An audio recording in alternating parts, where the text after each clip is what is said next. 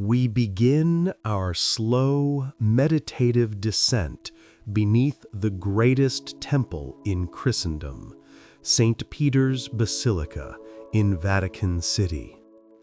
Imagine the immense scale of the structure above, the soaring, breathtaking dome designed by Michelangelo, the opulent marble, the polished floors reflecting the light of 1,000 lamps, the noise of the pilgrims, the echoes of devotion, the vast, palpable presence of centuries of history and faith. This is the public face of the Vatican, a monument to the triumph of the Church. Yet, for all the Basilica's outward grandeur, its deepest, most profound secrets lie hidden and silenced, buried beneath the very altar upon which the great papal masses are celebrated. Our journey is one of inversion, peeling back the layers of Renaissance and Baroque brilliance to find the raw, foundational truth of the structure. We are seeking the underside, the silent, cold chamber where time seems to fold in on itself, revealing the pagan origins of this sacred place. This is an invitation into the Necropolis, the city of the dead, known simply as the Scavi, an Italian term that simply means excavations. To enter the Scavi is to step away from the spiritual certainty of the present and walk backward through time, through layers of concrete, stone, and earth, until we reach the original Roman soil of the 1st century. The Scavi is not merely a basement, it is an archaeological lair, a preserved street of ancient Roman mausolea, kept intact beneath the entire length of the nave of the modern basilica. This is the true foundation of St. Peter's, both structurally and spiritually. Everything above it, the massive bronze canopy, the papal altar, the dome, exists precisely because of the small, unassuming rock-cut chamber found directly at the heart of this ancient subterranean cemetery. The sheer audacity of its location is what grips the contemplative mind. The papal altar, the undisputed locus of Catholic ritual, sits directly over the remnants of a humble 2nd century monument. And within that monument, protected by a massive red wall, the Muro Rosso, is the alleged grave of St. Peter, the simple fisherman who became the foundation of the Church. Our journey will require a slow, deliberate pace, acknowledging the profound weight of each layer we pass through. We must move beyond the opulence above to appreciate the raw historical vulnerability of the space below. We are searching for the secret stairs, those hidden passages that descend from the light of the present day into the profound, perpetual silence of the ancient, sacred past. This journey into the underside is the only way to truly comprehend the deep, resonant history of this most sacred landmark. Before the grandeur of the Basilica, before the papacy, before the advent of Christianity as a public force, this site was simply the Ager Vaticanus, the Vatican field. This ground, where today the power of the Church is centered, was once considered an inauspicious, swampy, and most importantly, unholy place outside the formal walls and sacred boundary, pomerium, of ancient Rome. Our understanding of the Scavi must begin here, on the Hill of Death. Under Roman law, the burial of the dead was strictly forbidden within the city limits. Therefore, cemeteries sprang up along the major consular roads leading out of Rome. The Vatican Hill, being just across the Tiber River from the city proper, became a prime location for these necropolis, cities of the dead.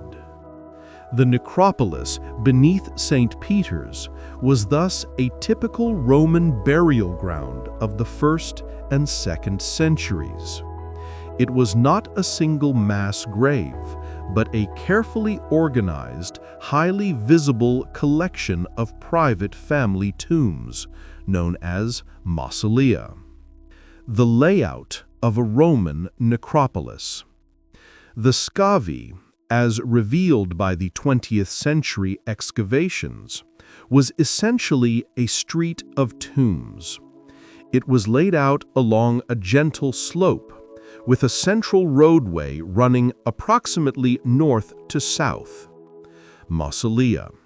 Lining this street were the mausolea, rectangular, house-like structures built above ground, often with elaborate facades. These were the exclusive property of wealthy Roman families, built to house their cremated remains in urns, and later, as burial practices changed, the bodies of the deceased. This was a busy, visible, and functioning part of ancient Roman life. People would visit these tombs regularly to pay respects, share meals with the deceased, a common Roman custom, and hold commemorative ceremonies. The entire necropolis was a demonstration of a family's status and piety toward their ancestors. The shadow of the circus. Adding to the area's history, immediately adjacent to this necropolis was the massive, imposing structure known as the Circus of Caligula and Nero. This was Rome's first circus, built by Caligula and later used extensively by Emperor Nero. The obelisk, the famous Vatican obelisk, now standing in St. Peter's Square, originally stood at the center of the circus's spine, marking the precise historical location of this massive racetrack and execution site. Persecution and martyrdom.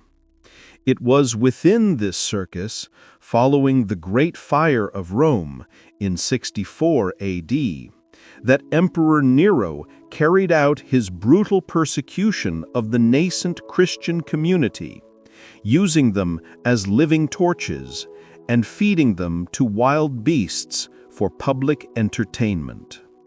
The entire Vatican field, therefore, held a dual symbolism.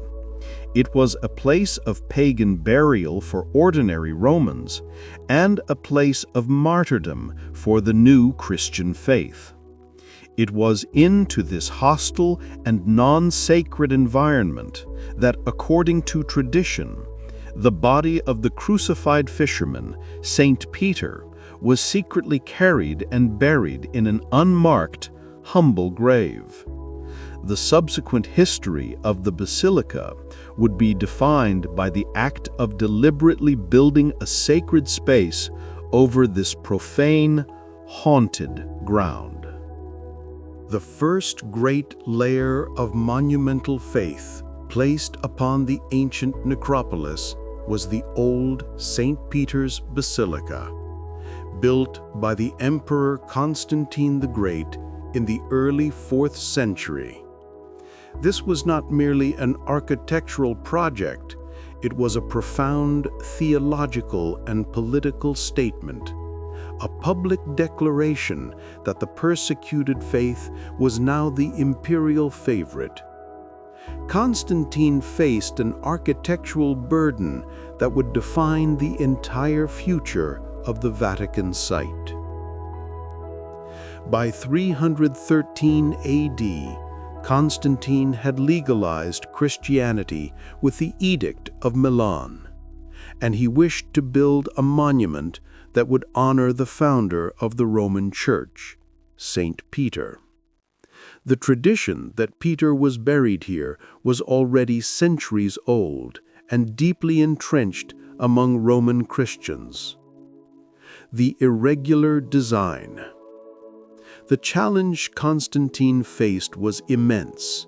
The recognized site of St. Peter's simple grave lay directly within the existing, active and crowded Roman necropolis, the Scavi, and, critically, it was located on a steep slope of Vatican Hill. Defying tradition, Roman basilicas were typically built on flat ground following an east-west axis. To honor the grave, Constantine had to build his vast basilica on a non-traditional north-south axis and directly over the pagan cemetery, ignoring all conventional rules of Roman architecture and orientation. The unmovable object. The greatest difficulty was that the grave site could not be moved. The spiritual power of the basilica depended entirely on its precise location over the burial spot. This meant the pagan tombs around the grave also had to be dealt with. The act of preservation. Constantine made a remarkable decision, one that was profoundly respectful of the site's history and simultaneously ruthless in its execution. He chose to preserve the burial spot by burying the rest of the necropolis. Leveling the slope. The steep slope of Vatican Hill was entirely leveled by massive earthworks. Tons of infill material, earth, rubble, and construction debris were deliberately poured into the area surrounding the alleged gravesite. Encasing the tombs, the beautiful house-like mausolea of the Roman necropolis, which form the Scavi today, were not demolished, they were simply filled in with this infill material up to their roofs. They were entombed intact, becoming subterranean crypts. The aedicule protection. The small shrine, the aedicule or trophy of Gaius, which already marked Peter's grave, was carefully protected by a structure known as the Red Wall, Muro Rosso. This small monument was preserved and left standing proud, acting as the singular, fixed point around which the massive new basilica would be constructed. This was an architectural compromise of staggering scale. Constantine spent a huge amount of effort and resources to preserve a point in the earth, constructing a massive five-aisled basilica directly over the filled-in cemetery, ensuring the main altar would stand exactly above Peter's simple resting place. The sheer volume of material used to create the vast flat floor for the first basilica effectively created a subterranean time capsule of the 2nd century Roman necropolis, the Scavi, which was lost and forgotten until 1,600 years later. This single, defiant architectural decision remains the foundational layer of the entire Vatican complex. For over 15 centuries, the existence of the ancient Roman necropolis directly beneath the Basilica was known only through historical texts and traditions. The grand scale of Constantine's and later Michelangelo's construction had effectively sealed the tombs into perpetual darkness and silence. The Scavi was a legend, a buried city of the dead, until the unexpected necessity of a papal funeral brought about its dramatic rediscovery in the 20th century. The Secret Excavations, 1939 to 1949. The discovery of the Scavi was not a planned archaeological dig, but a secret necessity. When Pope Pius XI died in 1939, his successor, Pope Pius XII, decided that his predecessor should be buried as close as possible to the traditional burial site of St. Peter. This required excavating deep beneath the floor of the Vatican grottos, the papal crypt layer, which lay, in turn, beneath the floor of the present basilica. The order. Pius XII quietly authorized a team of archaeologists, architects, and excavators to begin secret deep excavations directly under the central floor of the grottos, beneath the high altar of the current basilica. The work was carried out in intense secrecy during the difficult years of World War II, often under poor lighting and without modern safety equipment. The breakthrough. As the workers began to dig down through the Constantinian fill, the rubble and earth used to level the necropolis, as discussed in Part 3, they began to encounter obstacles. These were not random walls, but the intact, well-preserved roofs and facades of the ancient Roman mausolea. The workers had hit the filled-in street of the 2nd century necropolis. The shock of discovery. The archaeological team was immediately shocked by the preservation and scale of the discovery. They realized that Constantine had not demolished the tombs, but had simply entombed them. By carefully removing the infill material, the heavy dirt, sand, and stone that Constantine's workers had poured in, the team found themselves walking on the original, ancient pavement of the necropolis street, with the beautifully decorated mausolea standing intact on either side.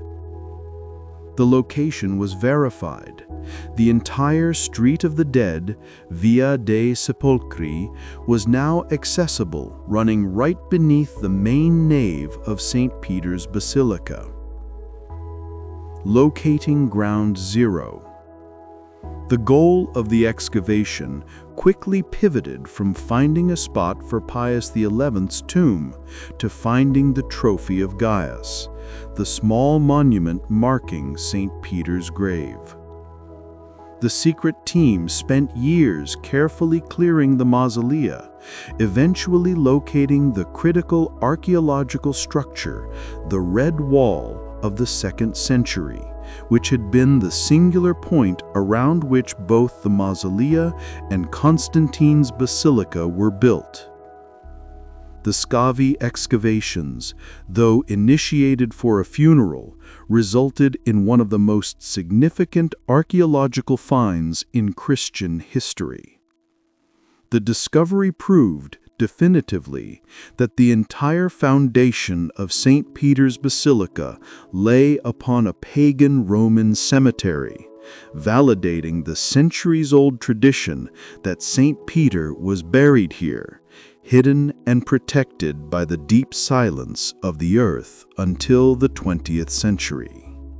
To descend into the Scavi is to step into a preserved, time-warped moment of 2nd century Rome. It is a transition from the chaotic, vertical energy of the basilica above to the calm, horizontal logic of the ancient city's burial grounds. The topography of the Scavi is not a random collection of tunnels. It is a meticulously preserved street of the dead, Via dei Sepolcri. The experience of walking through the Scavi is profoundly different from that of the modern basilica. It is cool, dry, and silent, with soft, directional lighting designed to mimic the quality of an excavated space, enhancing the feeling of historical immediacy. The ancient roadway. The central feature of the Scavi is the ancient paved road running approximately north to south, a few degrees off true north. Pavement, the floor you walk on, is the original Roman pavement, made of hard, dark stones, worn smooth by the footsteps of ancient visitors who came to honor their dead. This road follows the gentle incline of the original Vatican Hill slope, which Constantine's builders later had to level for the basilica above. Drainage. Along the sides of the road, you can still observe the ancient drainage gutters and sewer lines, demonstrating that this was once an open, functioning street, complete with the necessities of urban infrastructure. The mausolea, houses of the dead. Lining both sides of this ancient street are the mausolea, the houses of the dead. These were private tombs belonging to wealthy Roman families. They were built above ground, and the removal of Constantine's infill material has restored them to their original appearance, minus their roofs, which were typically destroyed during the Constantinian leveling process. Structure. Each mausoleum is a rectangular, freestanding structure, typically entered through a doorway leading into a central chamber. The facade of each tomb often contained an inscription identifying the family, and sometimes a portrait of the deceased. Interiors. Inside, the chambers are adorned with rich decorations including stucco and frescoes, elaborate wall paintings depicting mythological scenes, nature, and daily life. Niches and arcosolia, recesses in the walls used to hold funerary urns for cremations or to accommodate sarcophagi for inhumations. Chronology. The Scavi provides a fascinating chronological record. The earliest tombs show evidence of cremation, urns in the niches, a common Roman practice. Later tombs show a clear shift toward inhumation, body burial, in sarcophagi, reflecting a growing cultural shift in the 2nd century, which was coincidentally favored by the nascent Christian community. The sheer sense of place in the Scavi is overwhelming. You are walking on a road that was open to the air 1,800 years ago, surrounded by the physical houses of the families who lived, died, and were buried in the time when the faith of St. Peter was still a dangerous, secret cult. It is a tangible, silent journey through the topography of ancient life and death, immediately beneath the very heart of the modern Christian world. The Scavi necropolis offers a unique, tangible glimpse into the complex and often fluid spiritual landscape of 2nd century Rome. The tombs are not cleanly divided between pagan and Christian. Rather, they reveal a profound blending and transition of faiths. The early Christian community, still small and often persecuted, did not spring from a vacuum. It emerged from the established burial rites and visual language of the Roman Empire. As you move through the mausolea along the Street of the Dead, Part 5, the iconography tells a silent story of syncretism, where the new faith cautiously adopted and adapted the symbols and practices of the old. The pagan foundations. The earliest and most elaborate mausolea in the Scavi are distinctly pagan in their themes and execution. Mythological scenes. The walls are often decorated with magnificent frescoes and stucco relief work depicting classical mythology. Common images include Orpheus, the Greek hero who descended into the underworld and charmed Hades with his music. This was a popular theme, symbolizing hope and the passage of the soul. Dionysus or Bacchus, scenes related to wine and feasting, symbolizing the hope of a joyful afterlife or eternal banquet. These tombs underscore the fact that this was fundamentally a Roman cemetery built for traditional Roman citizens. The transition. Subtly Christianized symbols. The true fascination lies in the mausolea built slightly later, or in those belonging to families who converted to Christianity. In these tombs, the religious shift is not a sudden break, but a subtle adaptation of pagan imagery. Orpheus becomes Christ. The image of Orpheus, the gentle shepherd figure, is subtly reinterpreted as the Good Shepherd, a primary and non-controversial image of Christ in the early church. The fisherman. Themes of fishing and the sea, which are common in Roman art, take on a new layer of meaning in Christian tombs, referencing the calling of the apostles and St. Peter himself. The dove, the anchor, the fish. These common Roman symbols of peace, hope, and the sea are subtly reappropriated as early Christian signs. The ichthys, the Greek acronym for Jesus Christ, Son of God, Savior, is often found discreetly alongside more traditional Roman decoration. The early Christians buried in the Scavi avoided overt, dramatic symbols like the crucifix, which was still too associated with torture and execution. Instead, they used this shared visual language to express their new faith in a coded, safer way. This blending highlights the cautious, evolutionary nature of early Christianity. By choosing to be buried alongside their pagan neighbors in the same cemetery, early Christians were asserting their Roman citizenship while quietly consecrating the burial ground with the presence of their martyrs.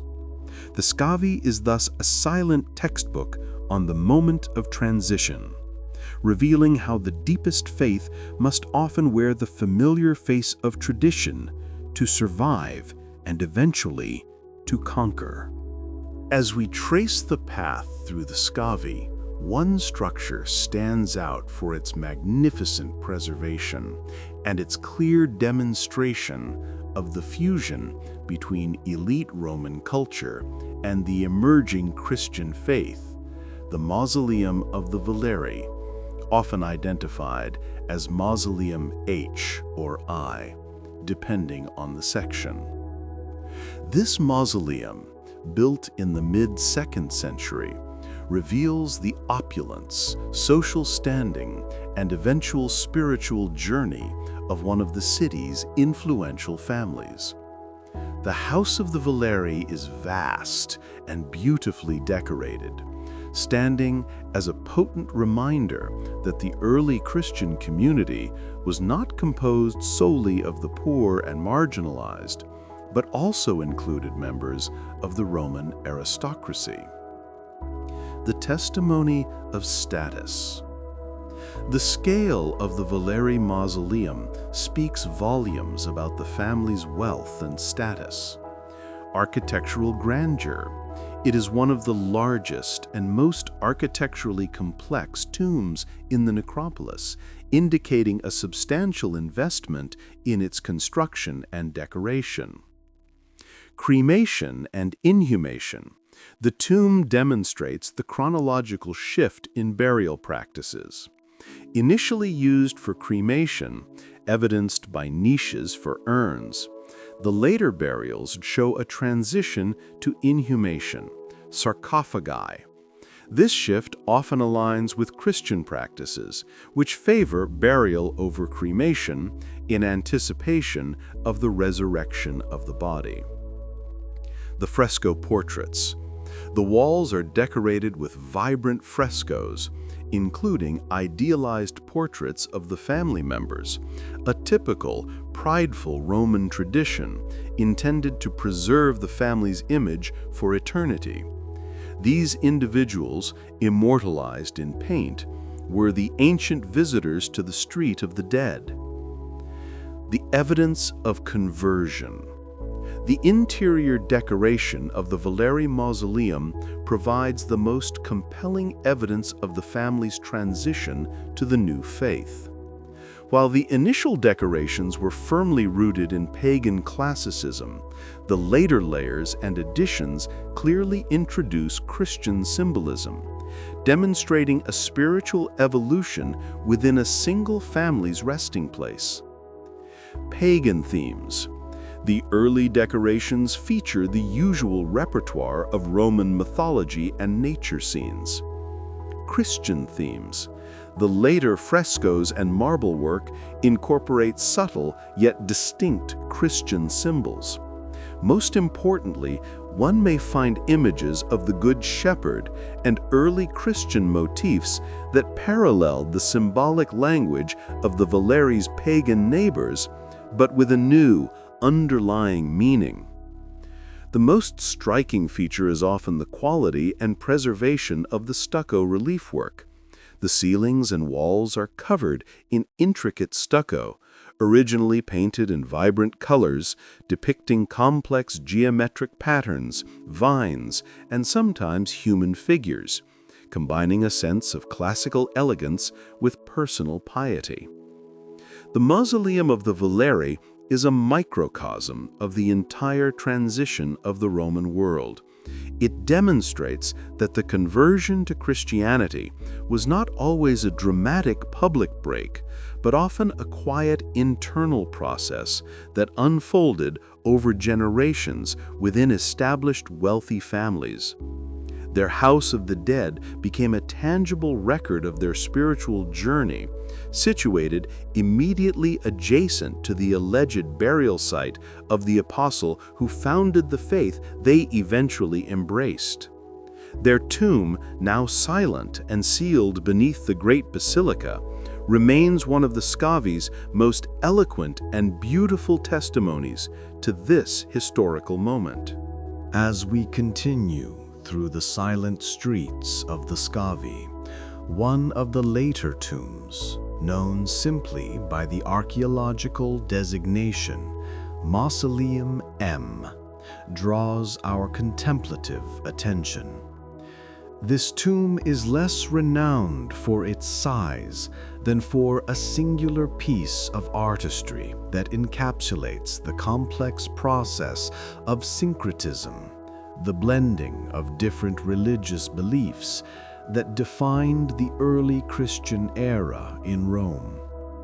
It is the famed mosaic of Christ as Sol Invictus, or the Unconquered Sun. Mausoleum M was constructed later than some of the strictly pagan tombs, likely in the late 3rd or 4th century. Its decoration is a profound example of how early Christian artists borrowed and reinterpreted existing, powerful pagan imagery to make the new faith comprehensible and aesthetically palatable to a Roman audience. The Sol Invictus mosaic. The mosaic is located on the ceiling of the tomb's central chamber, making it a focal point for the space. The image. It depicts a strong, youthful, haloed figure riding a sun chariot pulled by galloping horses. He is shown with a dynamic sense of motion and divine power, rays of light radiating from his head, the unmistakable iconography of the Roman sun god, Sol Invictus. The reinterpretation. The true significance lies in the context. The surrounding artwork, though sparse, contains clear Christian elements, leading scholars to conclude that this figure is not the pagan sun god, but the Christian Savior, Christ being presented to the Roman world in a familiar, triumphant guise. The inscription and overall context strongly suggest this is a depiction of Christ rising to heaven, ascension, or Christ as the Son of Righteousness, Malachi 4:2, a concept already familiar from biblical texts. The theological power of syncretism. The use of the Sol Invictus image to represent Christ was a powerful and strategic theological move. Triumph over paganism. Sol Invictus, or the unconquered sun, was immensely popular in the late Roman Empire and was often associated with imperial power. By depicting Christ in this triumphant imagery, Christo Sole, Christians were asserting that their God was the true, ultimate, and truly unconquered Son, absorbing and superseding the power of the pagan deity. Aesthetics and accessibility. It provided a visual link between Roman classical tradition and the new faith, making Christ's divinity accessible and recognizable to converts who were used to seeing gods represented in powerful, heroic terms. It allowed converts to transition their devotional landscape without a complete visual rupture. Mausoleum M, therefore, is an essential stop in the Scavi, offering a unique, silent lesson in religious evolution. It shows that the early church was adaptable, willing to use the material and visual culture of the empire to articulate its unique spiritual truth.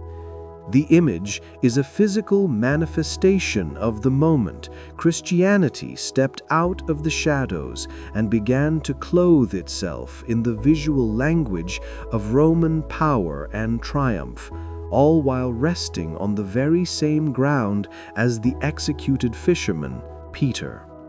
The tension between the humility of the grave and the magnificence of this visual adaptation is the heart of the Scavi's genius. We arrive now at the physical and spiritual epicenter of the Scavi necropolis, the area known to archaeologists as the Red Wall, Muro Rosso. This is the focal point of the entire Vatican Hill, the single unremarkable structure that inspired the construction of both the old and the new St. Peter's basilicas and the entire papal complex. The Red Wall represents the burial ground zero, the unmovable point of sacred tradition. The Red Wall is an unassuming structure, built of rough bricks and covered in a layer of red-painted plaster, hence its name. Its significance lies entirely in its location and its unique chronological context. A wall of protection and isolation. The wall was constructed sometime in the mid-2nd century AD, roughly 100 years after the traditional date of St. Peter's crucifixion and burial. Location. The red wall stands a few meters to the north of the original paved Roman road, the Street of the Dead. Crucially, it was built directly adjacent to an extremely humble, shallow depression in the ground, the site consistently identified by early Christian tradition as Peter's simple grave. Constantine's respect. When Constantine began his massive building project in the 4th century, his engineers recognized the spiritual importance of the Red Wall. They ensured that it was preserved intact and became the central anchor point for the entire basilica structure. The wall was not meant to hold up the basilica. It was built to isolate and protect the gravesite from the infilling process and the subsequent monumental construction. The inscription clue. The red wall is a veritable palimpsest of devotion, covered in layers of plaster and graffiti left by early Christian pilgrims over many decades. This graffiti is one of the most compelling pieces of evidence linking the site to the apostle, Peter's name. The wall is covered in hundreds of scratched inscriptions or graffiti left by Christians visiting the shrine over many decades. Many of these inscriptions include the letters P-E or Petrus, Peter, in Greek or Latin. The key phrase, the most critical piece of graffiti, later deciphered by the scholar Margherita Guarducci, Part 13, was a cryptic Greek phrase near the alleged gravesite that, when translated, essentially means, "Peter is here." These simple, scratched acts of piety by 2nd and 3rd century believers confirmed that this exact spot was venerated as Peter's resting place long before Constantine built his massive structure. The red wall is not beautiful, nor is it structurally grand, but it holds the highest spiritual voltage of any piece of architecture in the Scavi.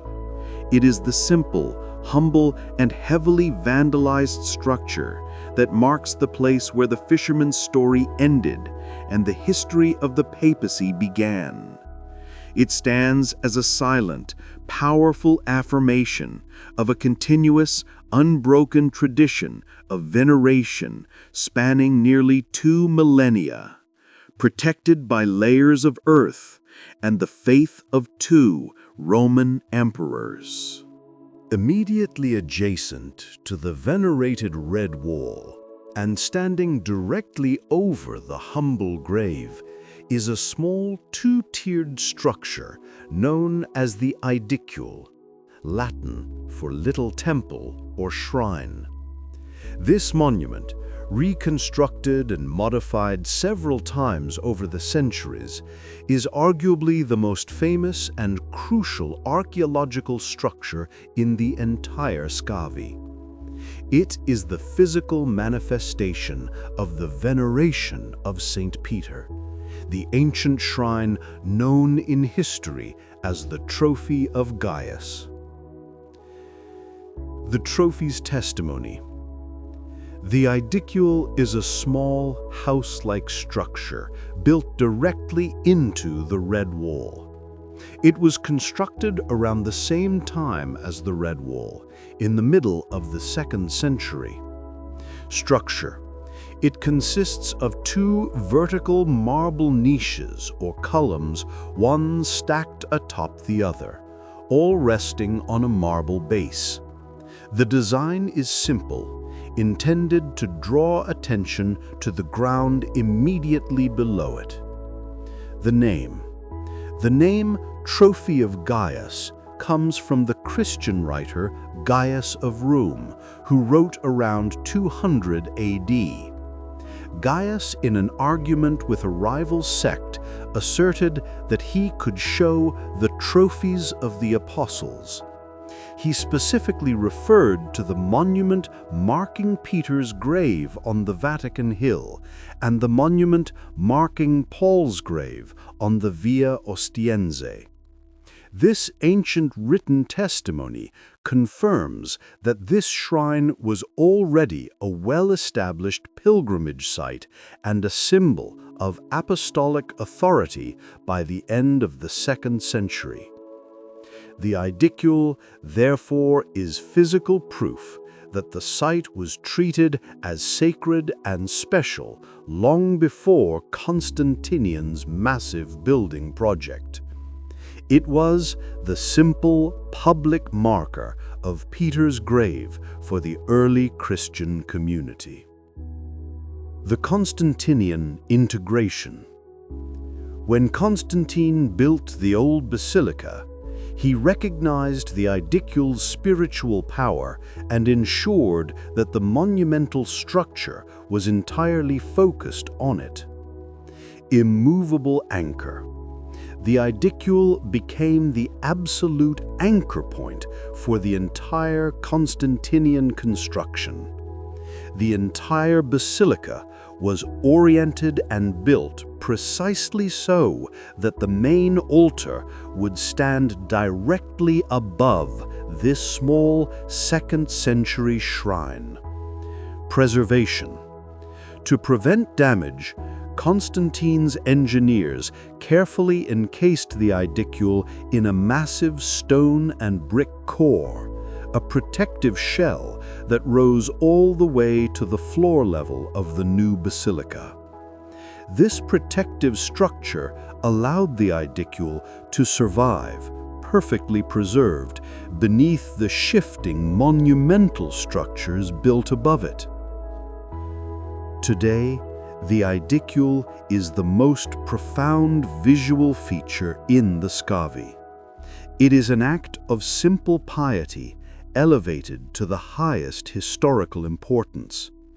To stand beside it is to touch the most direct, tangible link between the earliest persecuted Christian community and the grandeur of the modern church. It marks the original, humble intersection of the fisherman's simple burial and the vast, ambitious edifice of the apostles' spiritual empire.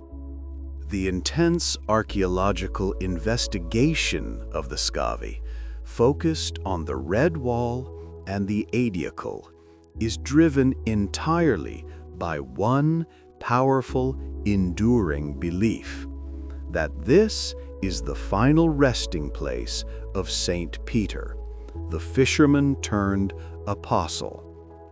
The Scavi provides the physical context for this ancient tradition, allowing us to contemplate the historical and ecclesiastical evidence that places the most important figure of the early church precisely here on the hostile ground of Vatican Hill. The tradition begins with the persecution under Emperor Nero following the Great Fire of Rome in 64 AD. The historical account. While the New Testament does not record Peter's death, several sources from the late 1st and early 2nd centuries affirm Peter's martyrdom in Rome. Crucifixion. Peter was arrested and condemned to death. According to the early church father Origen, circa 185 to 254 AD, Peter felt unworthy to die in the same manner as Christ, and therefore requested to be crucified upside down. This method of martyrdom is deeply embedded in Christian lore. The crucifixion site. The execution is traditionally believed to have taken place in the Circus of Nero, which, as discussed in Part 2, was located immediately adjacent to the Vatican necropolis. The secret burial. After the execution, the body was removed and, according to the custom of the poor, was buried quickly and humbly in the nearest available ground outside the city walls. This ground was the necropolis on Vatican Hill, adjacent to the circus. His grave was likely a shallow decression or a simple trench, marked only by the piety of the few early believers who were willing to risk retrieving and burying the body. The continuity of veneration.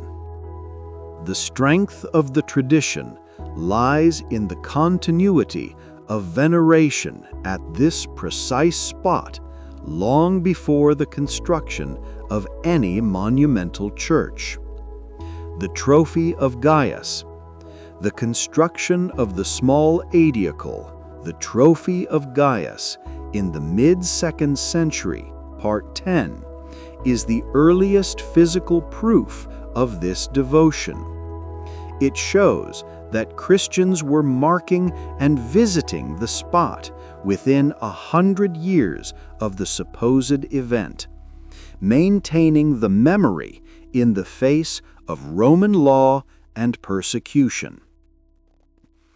The graffiti.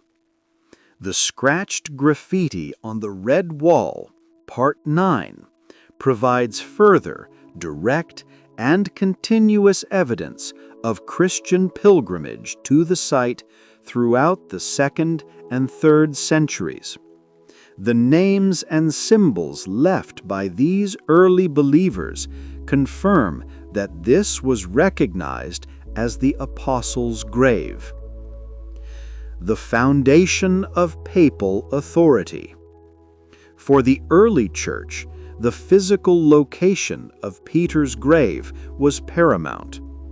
Peter was the rock on which Christ built his church, Matthew 16:18. The punto zero.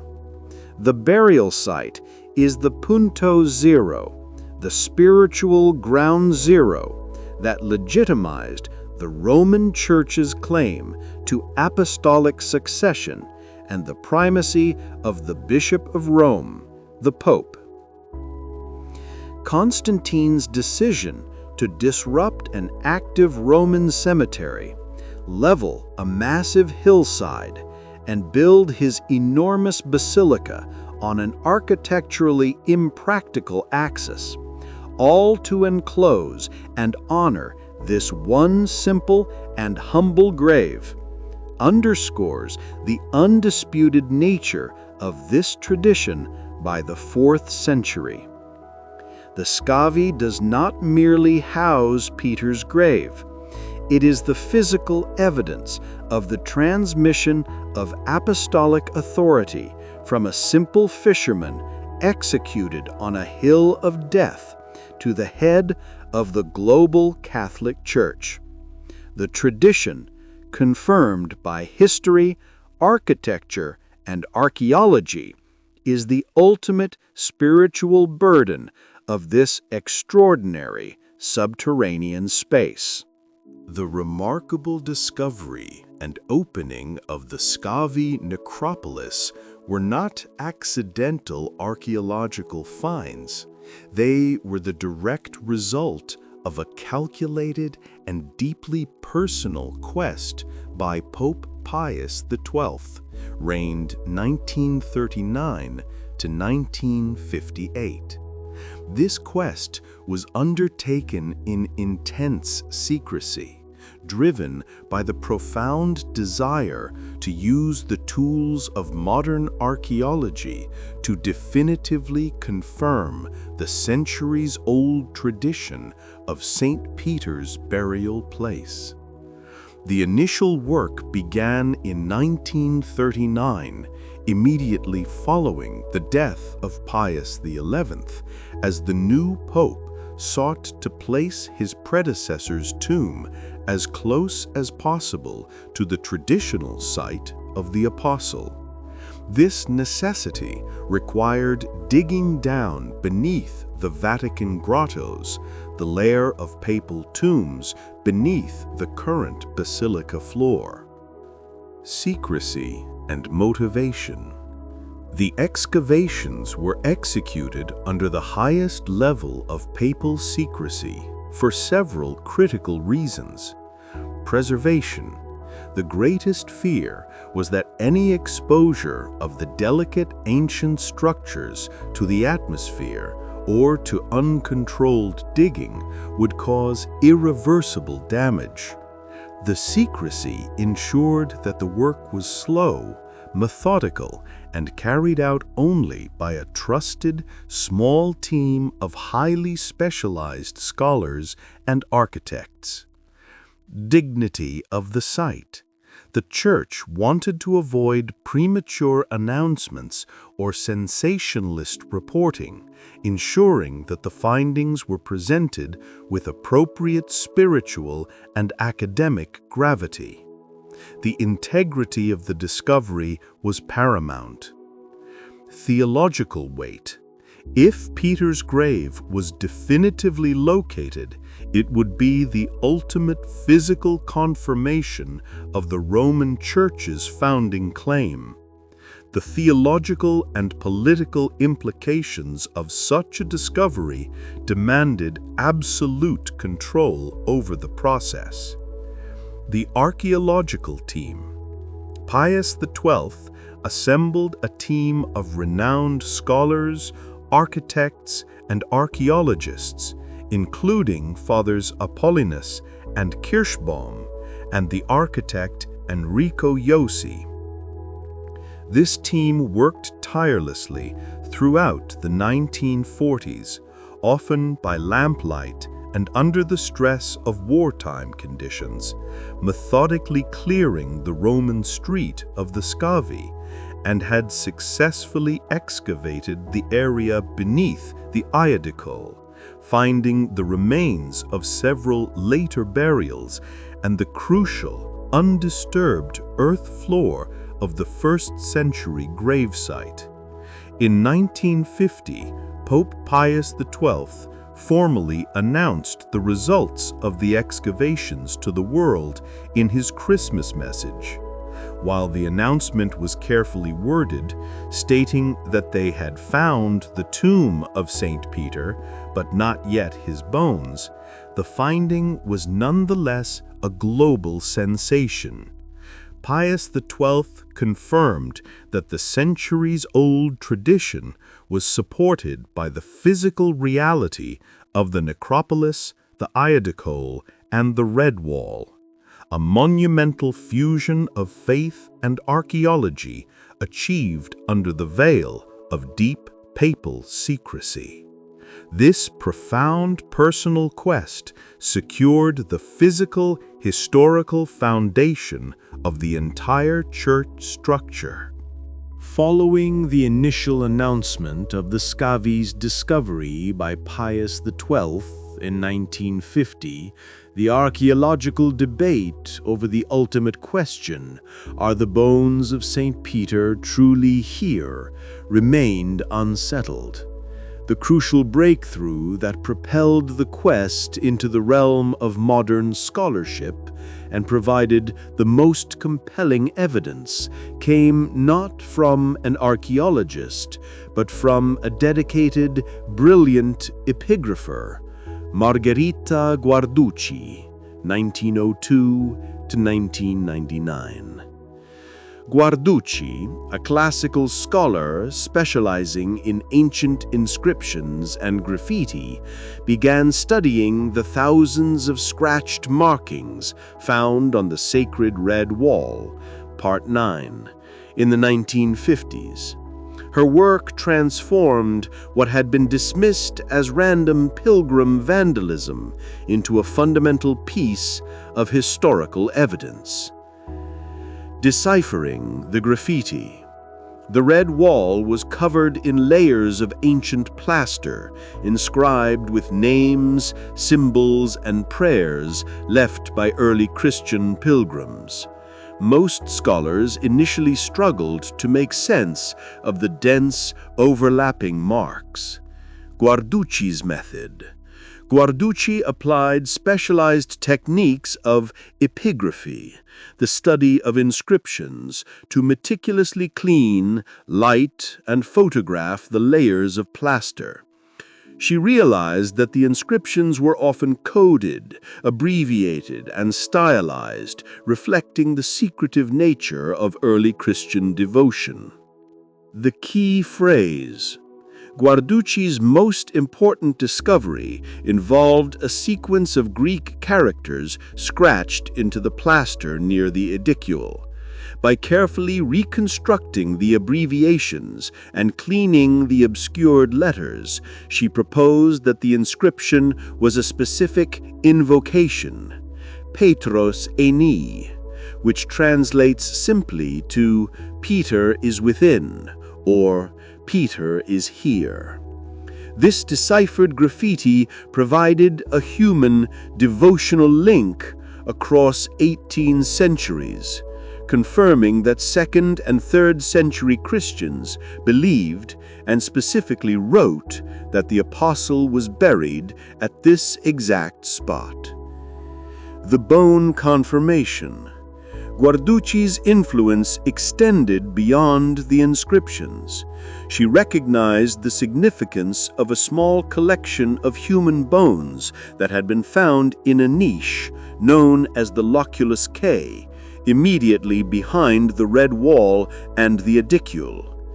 The bones had been initially dismissed by the papal excavators in the 1940s as an unimportant later burial and were placed in a box in storage.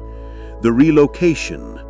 Based on her study of the graffiti, which pointed precisely to the spot where the bones were found, Guarducci argued fiercely that the bones needed to be scientifically re-examined. The evidence. Her tenacity led to a comprehensive scientific and anthropological study of the bones, Part 14.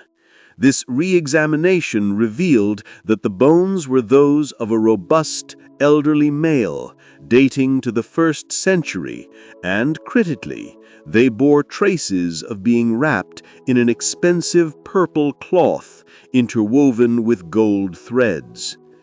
Guarducci hypothesized that the original bones from Peter's humble grave had been carefully moved in the 2nd or 3rd century from the simple ground grave and placed into the protective niche behind the red wall. This act of reinterment, marked by the use of expensive materials, was an act of profound devotion, ensuring the physical remains were protected during the turbulent times. Margherita Guarducci's meticulous scholarship ultimately bridged the gap between tradition and archaeology, providing the strongest evidence, both inscribed and skeletal, that the entire physical foundation of St. Peter's Basilica rests upon the grave of its namesake apostle. The most profound and controversial evidence stemming from the Scavi excavations involves a small collection of bone fragments found behind the red wall. These bones represent the ultimate goal of the entire quest, the identification of the physical remains of St. Peter. The scientific analysis of these fragments, championed by Margherita Guarducci, Part 13, offers a captivating blend of hard data and spiritual affirmation. The anthropological profile. The bones were subjected to intense scientific analysis, yielding specific, non-controversial results about the deceased. Gender and age. The bones were determined to belong to a single individual, a robust male approximately 60 to 70 years of age at the time of death. This age profile is consistent with the traditional account of Peter's age at his crucifixion around 64 AD. Physical stature. The bones indicated a sturdy, robust build, consistent with a life of physical labor, like that of a fisherman. Chronological dating. Tests confirmed the bones date to the 1st century AD, placing them precisely within the lifetime and immediate aftermath of St. Peter's martyrdom.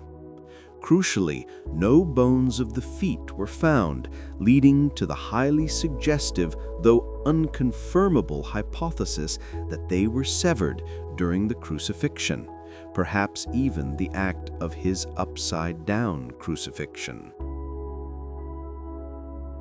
The purple and gold cloth. The most spiritually compelling finding was the evidence of the bones' reinterment. The scientific team found tiny, fragile fragments of fabric and traces of textile fibers adhered to the bone surfaces. The weave revealed the fabric was an expensive, custom-woven purple cloth interwoven with fine threads of gold. The implication? This is not the attire of a simple, executed fisherman, nor is it a pauper's burial. The purple dye, Tyrian purple, and the gold threads were reserved exclusively for imperial or state-sponsored veneration, a gesture of profound respect and high honor. This suggests that the original, humble bones were later exhumed, reverently wrapped in this magnificent shroud and placed into the protective niche behind the red wall. This reinterment likely occurred sometime between the 2nd and 4th centuries, before Constantine's massive construction began, as an act of piety to protect the remains. The final affirmation. The confluence of evidence is powerful. Location. The bones were found in a niche immediately behind the 2nd century shrine, Aedicule, which was inscribed with the phrase, "Peter is here." Chronology. The bones date to the 1st century and the shroud dates to the 2nd to 4th century. Profile.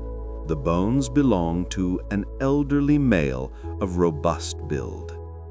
In 1968, Pope Paul VI announced that the remains had been found and identified in a manner that he considered convincing. He stated, "We believe we have identified the mortal remains of the Apostle Peter." The bones and the royal cloak represent the definitive point of convergence between archaeology, tradition, and faith. They are the fragile physical testament to the fisherman who became the rock, resting beneath the weight of his spiritual empire, protected by a simple wall and shrouded in the purple and gold of eternal reverence. The most profound and controversial evidence stemming from the Scavi excavations involves a small collection of bone fragments found behind the red wall. These bones represent the ultimate goal of the entire quest, the identification of the physical remains of St. Peter. The scientific analysis of these fragments, championed by Margherita Guarducci, Part 13, offers a captivating blend of hard data and spiritual affirmation. The anthropological profile. The bones were subjected to intense scientific analysis, yielding specific, non-controversial results about the deceased. Gender and age. The bones were determined to belong to a single individual, a robust male approximately 60 to 70 years of age at the time of death. This age profile is consistent with the traditional account of Peter's age at his crucifixion around 64 AD. Physical stature. The bones indicated a sturdy, robust build, consistent with a life of physical labor, like that of a fisherman. Chronological dating. Tests confirmed the bones date to the 1st century AD, placing them precisely within the lifetime and immediate aftermath of St. Peter's martyrdom. Crucially, no bones of the feet were found, leading to the highly suggestive, though unconfirmable hypothesis that they were severed during the crucifixion, perhaps even the act of his upside-down crucifixion.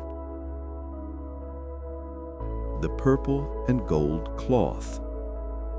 The most spiritually compelling finding was the evidence of the bones' reinterment. The scientific team found tiny, fragile fragments of fabric and traces of textile fibers adhered to the bone surfaces. The weave revealed the fabric was an expensive, custom-woven purple cloth interwoven with fine threads of gold. The implication? This is not the attire of a simple, executed fisherman, nor is it a pauper's burial. The purple dye, Tyrian purple, and the gold threads were reserved exclusively for imperial or state-sponsored veneration, a gesture of profound respect and high honor. This suggests that the original, humble bones were later exhumed, reverently wrapped in this magnificent shroud and placed into the protective niche behind the red wall. This reinterment likely occurred sometime between the 2nd and 4th centuries, before Constantine's massive construction began, as an act of piety to protect the remains. The final affirmation. The confluence of evidence is powerful. Location. The bones were found in a niche immediately behind the 2nd century shrine, Aedicule, which was inscribed with the phrase, "Peter is here."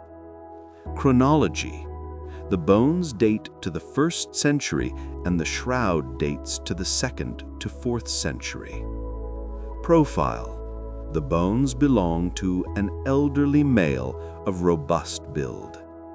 In 1968, Pope Paul VI announced that the remains had been found and identified in a manner that he considered convincing. He stated, "We believe we have identified the mortal remains of the Apostle Peter." The bones and the royal cloak represent the definitive point of convergence between archaeology, tradition, and faith. They are the fragile physical testament to the fisherman who became the rock, resting beneath the weight of his spiritual empire, protected by a simple wall and shrouded in the purple and gold of eternal reverence.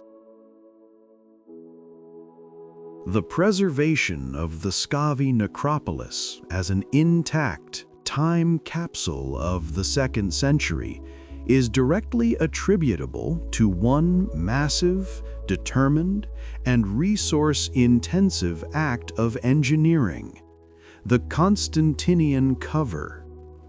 When Emperor Constantine chose to build his massive basilica over the site of St. Peter's grave, Part 3, he faced the enormous problem of the site's geology and topography. His solution was to raise and level the entire floor of the valley, burying and simultaneously preserving the ancient burial ground. The problem of the slope. Vatican Hill, where the necropolis was located, was not flat. The land sloped gently upward from the Tiber River toward the west. The Aedicule, marking Peter's grave, was situated lower down the slope than many of the large, elaborate mausolea built further up the street. To build a massive, flat, 5-aisled basilica, Constantine's architects had two choices: demolish and dig, raise the mausolea and dig into the hill to create a flat building platform. This was rejected because the burial site could not be disturbed or moved. Fill and cover. Leave the burial site undisturbed and fill the entire surrounding area with massive amounts of earth and rubble to create a vast, elevated plinth or platform for the basilica. This was the audacious choice. The engineering solution. Constantine's workers carried out a huge earth-moving operation that transformed the landscape. Infill material. Tons of earth, sand, rubble, clay, and construction debris were systematically poured into the Necropolis street and the surrounding area. This material was used to level the slope and create a vast, elevated plinth or platform for the basilica. The mausolea were not destroyed. They were filled in up to the level of their roofs. Once the material was compacted, the mausolea became, effectively, massive subterranean concrete blocks upon which the massive weight of the basilica's columns and walls could safely rest. The roofs were often partially damaged or destroyed during this process, as they were the highest point of the structure. The edicule's shield. The small edicule marking Peter's grave was protected by the massive stone core, the Muro Rosso, that rose vertically to the height of the new elevated floor, Part 10. This vast act of Constantinian cover buried the 2nd century Roman street, sealing it in darkness and silence. It protected the mausolea from the elements and from human intervention for over 1,500 years, preserving the delicate frescoes, stucco work, and pagan Christian graffiti. The very air of the Scavi today, dry, still, and cool, is a testament to this engineering feat.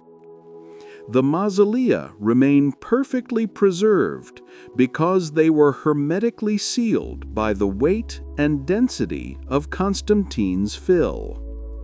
The modern visitor walking through the Scavi is walking beneath the weight of a monumental engineering solution, a deliberate act of burial performed to honor the humble grave of a single executed man.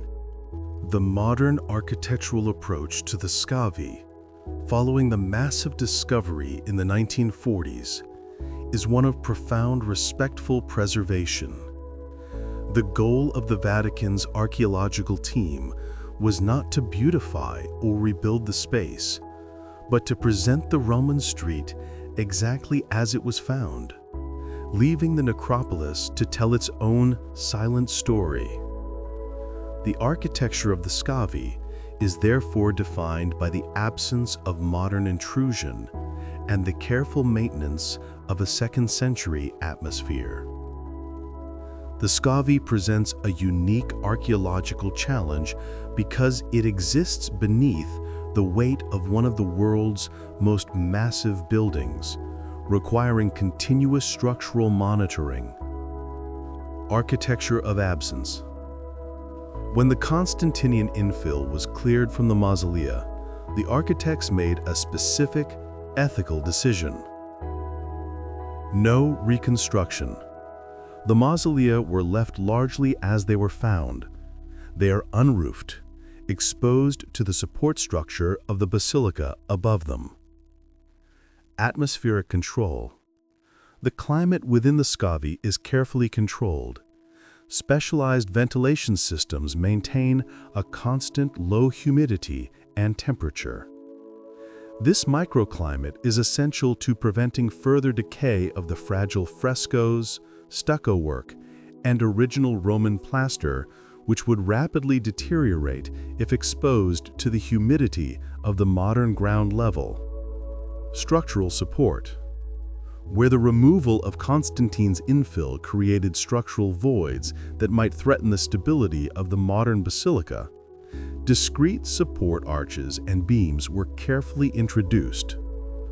These modern supports are deliberately simple and unadorned, clearly distinguishable from the ancient Roman masonry, respecting the rule that the modern additions should never confuse the historical record. The light and the line.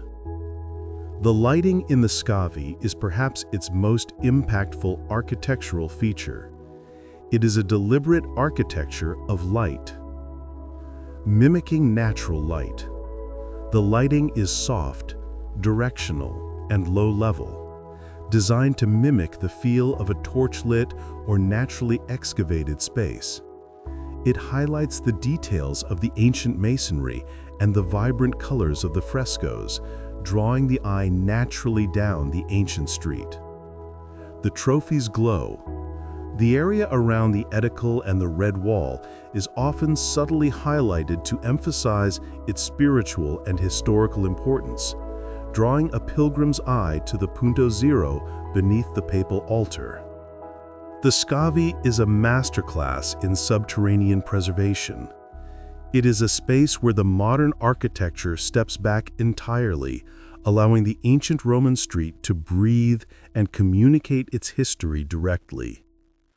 The result is a cold, silent, and deeply profound space where the only true monuments are the ancient mausolea themselves, frozen in time and protected by the immense weight of the basilica above them. The architecture of the Scavi is defined by the honesty of its excavated state and the solemnity of its perpetual silence. The experience of visiting the Scavi is profoundly marked by its isolation and controlled access. Unlike the vast, open public space of the basilica above, the Scavi is deliberately limited, requiring special application and maintaining an atmosphere of deep seclusion. This sense of exclusivity is immediately reinforced by the necessity of descending through a series of secret stairs and hidden passages. There is no direct grand staircase from the main basilica floor down to the Scavi. The transition from light to dark, from public to private, is deliberately slow and circuitous. The hidden descent. Access to the Scavi is primarily granted through the Vatican grottos, part 18, the intermediate layer of papal tombs located between the modern basilica and the ancient necropolis. The starting point. The journey begins away from the main crush of the basilica, often in a small, discreet entrance point within the grottos. The passage. Visitors proceed down a series of narrow, unmarked, and winding staircases. These are not the original stairs of the Roman necropolis, but modern utilitarian steps designed for discreet access during the 1940s excavations. The isolation. These passages are designed to emphasize the structural separation of the Scavi. The air immediately changes. It becomes cooler, drier, and heavier with silence. The walls of the passage are often rough, exposed concrete or brick, reminding the visitor that they are passing through the dense, filled-in Constantinian layers, part 15, that separate the modern world from the ancient street. The controlled and intimate experience. The limitations on access are part of the preservation strategy and enhance the spiritual experience. Small groups. Visitors are limited to very small, carefully guided groups. This is necessary to maintain the integrity of the microclimate, Part 16, and to reduce the corrosive effects of human moisture and breath on the ancient frescoes. The absence of crowds. The small group size creates an atmosphere of intimacy and contemplation. Unlike the overwhelming chaos of the basilica above, the Scavi allows for quiet, individual focus on the historical artifacts, the worn pavement, the vibrant frescoes, and the solemn red wall. The physical descent, often marked by the feeling of going deep into the earth, is a tangible representation of the historical inversion that the Scavi represents. It is a journey backward in time, shedding the light and noise of the present world to commune with the profound silence of the past. The narrow, hidden steps are the physical key to unlocking the Church's most foundational secret, ensuring that the experience remains sacred, preserved, and deliberately separated from the public spectacle of the grand church built above it. As we consider the vertical structure of St. Peter's Basilica, the Scavi Necropolis is the final, deepest layer.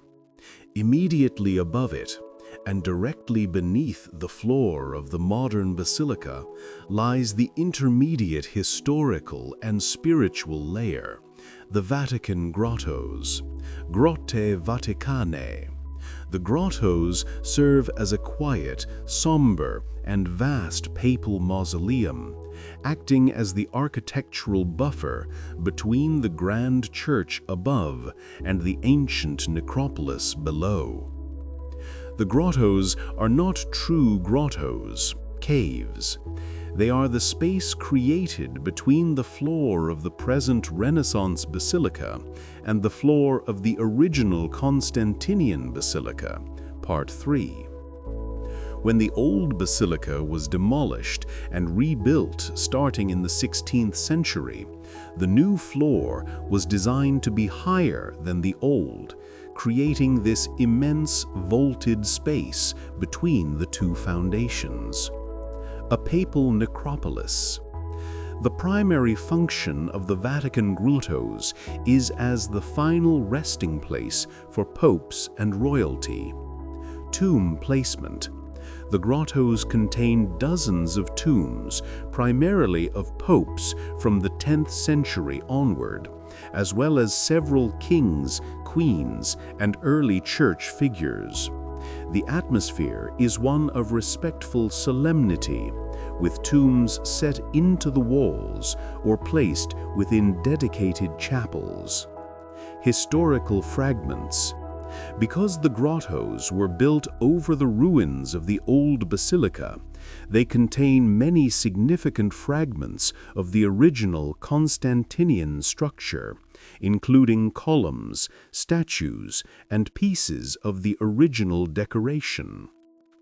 The walls of the grottos themselves are often the very original foundation walls of the 4th century church, a visible transition point between the ancient and the modern.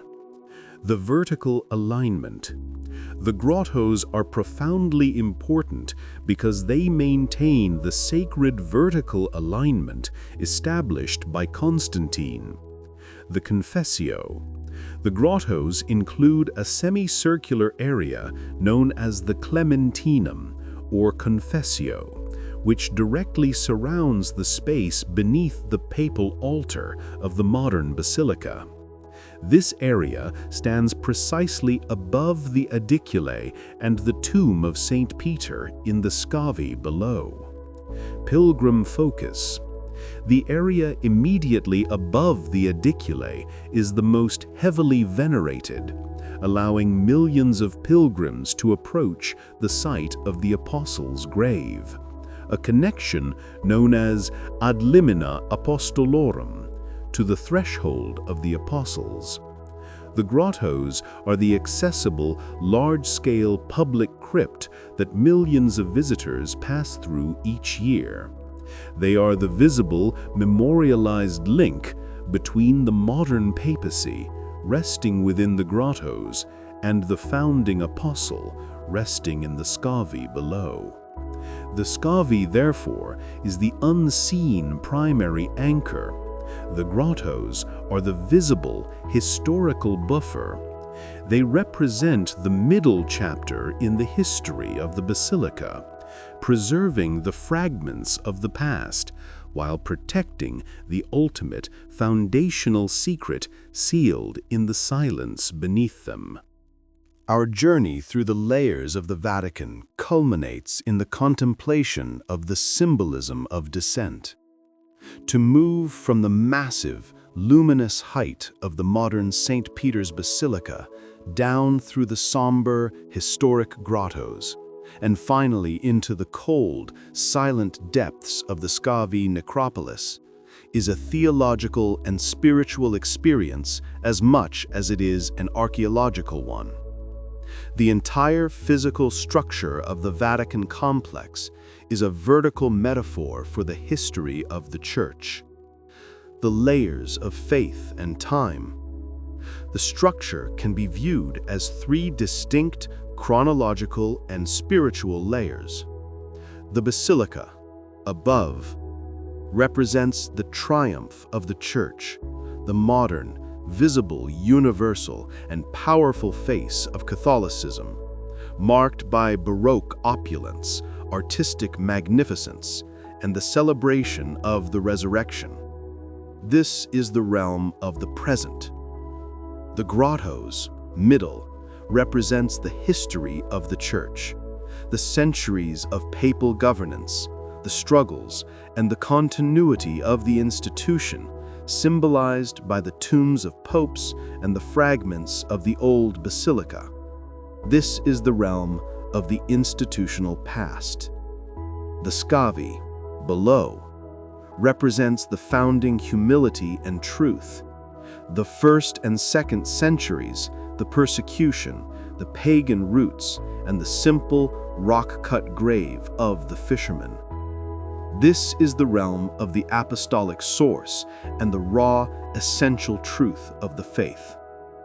The physical act of descending through these layers is a journey backward in time, from the complex, powerful institution to the single, humble source. Humble origins as the foundation.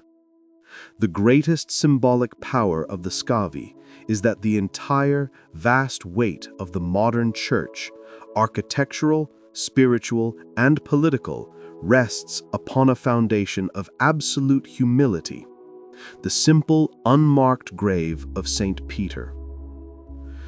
Strength in weakness. The Church deliberately chose to build its ultimate symbol not on a natural mountaintop or a glorious ancient temple, but on a hill of death, over a pagan cemetery, covering a site of execution and martyrdom.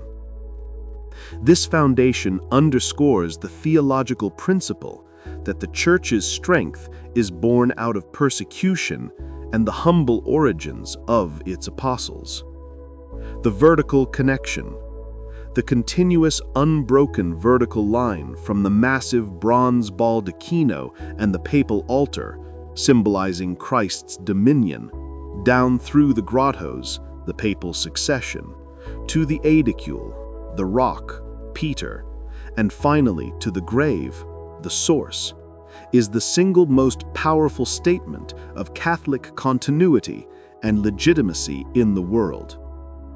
The Scavi is the physical place where the earthly reality of death intersects with the spiritual certainty of resurrection. It is the reminder that the greatest monumental achievement in Christian architecture has as its foundation a shallow hole in the ground, marked by scratched graffiti and protected by an unassuming red wall. The silence of the Scavi is a profound silence. the sound of 2,000 years of faith resting directly upon the historical, archaeological truth. We return now to the surface, carrying with us the profound, cold silence of the subterranean necropolis. Our slow, meditative journey through the Scavi reveals that St. Peter's Basilica is not just a building. It is a meticulously layered, three-dimensional physical document of Western history and faith, anchored entirely to a single, unmovable point in the Roman soil. The legacy of the Scavi rests upon the remarkable convergence of four elements. Archaeological integrity. The Constantine choice to bury and preserve the necropolis resulted in the intact survival of a second-century Roman street, complete with mausolea, frescoes, and pagan Christian graffiti, a textbook of early Roman life and religion. Historical continuity. The existence of the trophy of Gaius, the edidicule, and the scratched red wall prove that the tradition of Peter's burial here was constant and actively venerated by the Christian community long before imperial favor. Scientific evidence.